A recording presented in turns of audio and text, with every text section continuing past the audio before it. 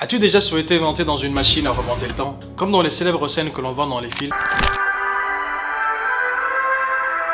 et que l'on lit dans les livres, où le héros est assis en 2024 ou n'importe quelle année de son époque, il glisse soudainement dans une machine à remonter le temps ou dans un objet magique et oups, il se retrouve dans un monde inconnu. Il est soudainement entouré de la beauté et de la nature, mais rien ne semble être réel. Il commence à regarder donc à droite et à gauche, à demander aux gens où se trouve cet endroit qui semble être en dehors de sa zone géographique.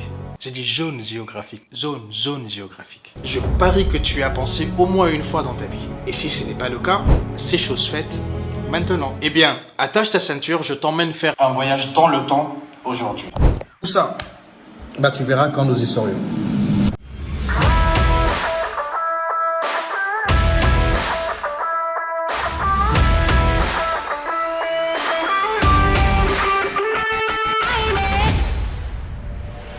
By the way, je sais que tu as mangé toute la journée, juste au moment de l'appel du Maghreb.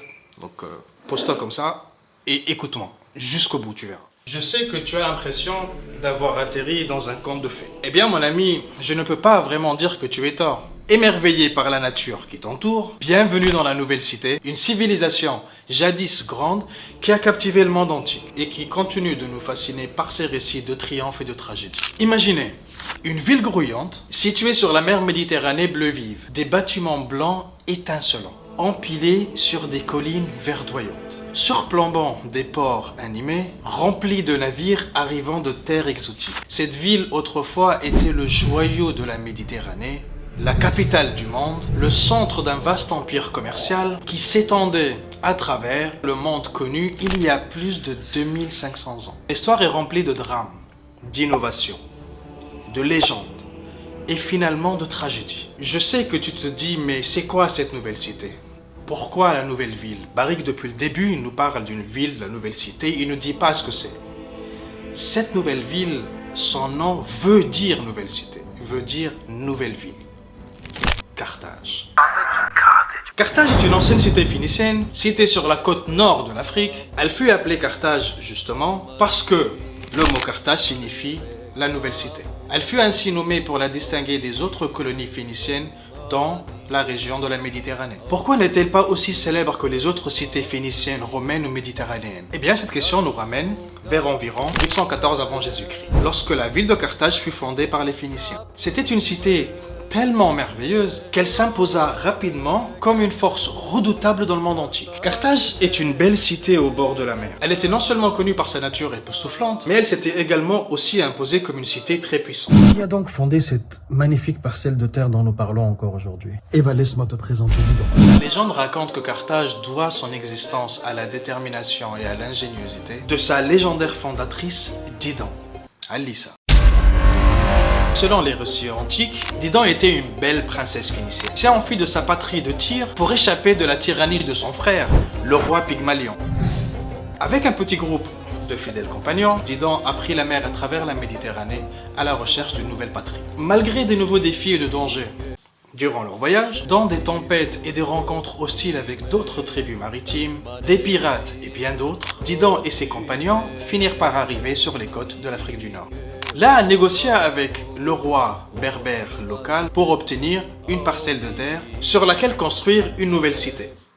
Grâce à son intelligence et à sa diplomatie, promettant une prospérité économique et une coopération pacifique avec le roi, Didon obtint ces terres. Avec l'aide de ses amis fidèles, elle posa les fondations de ce qu'allait devenir la grande cité de Carthage. Le pouvoir engendre l'envie. Nous savons tous comment fonctionnent les nations et les politiques. Avec une cité gagnante, autant de pouvoir et de contrôle, les rivaux se tenaient en file pour la détruire. Mais qui mieux que Rome souhaitait voir cette cité réduite en cendres? La légende raconte que Rome devient tellement envieuse de la grande renommée et du pouvoir que Carthage avait gagné en si peu de temps. Carthage donc entra dans une série de conflits avec Rome, connus sous les noms de guerre punique. Rien de plus légendaire que les exploits de Hannibal Barca, le brillant général carthaginois qui osa défier la grande Rome. Les guerres puniques, mon cher ami, furent 3 guerres entrecoupées de périodes de paix. Malheureusement, ces guerres aboutirent à la destruction de Carthage et à l'asservissement de sa population.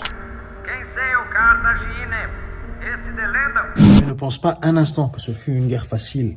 Ou que Rome ait pu mettre fin à Carthage dès le premier round. La brave traversée des Alpes, mon ami, de Hannibal al-Barca, avec son armée accompagnée d'éléphants de guerre, provoqua une onde de choc à travers le monde entier, sémant la peur dans le cœur de Rome. Il était grand, vaillant et brave. Il ne craignait rien. Mais peu importe la bravoure de l'armée de Carthage ou la vaillance de ses guerriers, ils perdirent les guerres et connurent un funeste destin. En dépit du génie tactique d'Hannibal, Carthage finit par succomber sous la puissance de Rome. Sa civilisation jadis florissante fut réduite en ruines. La beauté de Carthage, mon ami, ne tenait pas seulement à sa grande puissance militaire, ou à sa planification stratégique, ou à ses guerres, mais elle tenait également à sa grande signification historique. Carthage regorge des mythes et des légendes, des récits des dieux et de déesses, des héros épiques et des rituels énigmatiques foisonnent dans ces murs antiques. Ce n'est donc pas seulement un lieu de grandeur, mais aussi de magie et de beauté. Cela me fait penser aux Grecs. Le peuple carthaginois était plein de visions et de croyances dans son cœur. L'une des légendes les plus célèbres de Carthage est la légende de la déesse Tanit, déesse de la fertilité et de la lune. Le mythe est connu sous le nom de l'adoration de Tanit. La déesse phénicienne de la fertilité et de la lune jouait un rôle central dans la religion carthaginoise. Les gens croyaient que c'était celle qui les bénissait de fertilité et d'enfants. Les sacrifices rituels, y compris ceux d'enfants, étaient censés apaiser les dieux et assurer la prospérité de la cité. J'ai visité ces cimetières d'enfants et c'est fou. Ça s'appelle le Tophet de Carthage. Une autre légende célèbre du pays de Carthage est devenue une croyance légendaire qui a vu le jour après la destruction de la cité antique par les Romains. Lors de la troisième guerre punique, entre 149 et 146 avant Jésus-Christ, elle raconte qu'après la défaite et la destruction, subie donc par les dirigeants carthaginois, ils maudirent leurs concurrents en prophétisant que Rome connaîtrait un destin similaire dans le futur, servant d'histoire édifiante sur les conséquences de l'arrogance, de l'avidité et de l'abus de pouvoir. Elle a été utilisée par de nombreux historiens et écrivains comme Polybe, l'historien grec, et Virgile, le poète romain, pour réfléchir à la nature cyclique de l'histoire et au déclin inévitable des empires. Non seulement des mythes et des histoires, mais ils croyaient également en des créatures mythiques. Tout comme nous croyons aux sirènes, ils avaient une créature appelée chimère. La chimère était une créature mythique, souvent dépeinte comme mi-femme, mi-oiseau, connue pour leur voix enchanteresse qui attirait les marins vers leur perte.